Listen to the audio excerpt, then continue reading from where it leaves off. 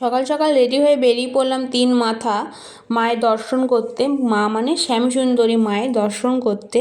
মায়ের মুখটা এত সুন্দর, দেখে মন ভরে যাবে। সব মায়েরই হয় অবশ্য। এখানে যে লাইনটা দেখছো, যে মা দিদা আসছে, এখানে যে লাইনটা দেখছো সেই লাইনটা হচ্ছে কিন্তু পুজোর তো লাইন অবশ্যই, তাছাড়া হচ্ছে ভোগের লাইন।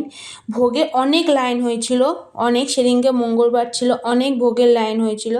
মানে মন্দির ছাড়িয়ে রাস্তায়, মেন রাস্তায় চলে গেছিলো। ওখানে সব কিছুরই ব্যবস্থা আছে। ডালা, ওখানে ডালা। মায়ের প্রিয় খাবার হচ্ছে গোবিন্দভোগ চাল আর তোমার কলা, মানে মায়ের ওটা প্রিয় খাবার। এবার তোমরা যে যেরকম দিতে পারো, আমি তো চাল কলাই দিয়েছি। আলতা সিঁদুর দিয়ে, ধূপকাঠি দিয়ে মাকে পুজো দিয়ে এসছি। এই যে মায়ের মন্দির দেখতেই পাচ্ছ, আমরা মানে ঢুকে গেছি প্রায়। মানে মায়ের পুজোর লাইনও অনেক ছিল, ওখানে দিদাকে বসিয়ে রেখে এসছিলাম, তাই জন্য এই যে দেখতেই পাচ্ছ কত লাইন। এখানে যে লাইনটা দেখছো, ওখানে ডালা দিয়ে, নাম গোত্র দিয়ে পুজো করানো হয়।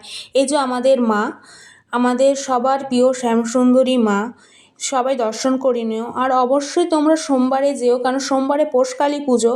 ওখান থেকে অ্যানাউন্সমেন্ট করেই দিয়েছে, যারা যারা গেছো তারা তো জানোই, যে অ্যানাউন্সমেন্ট করেই দিয়েছে পৌষকালী পুজোয় যার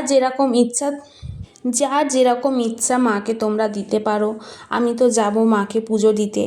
আর মায়ের মুখটা এত সুন্দর, মাকে দেখতেই মন চাইবে।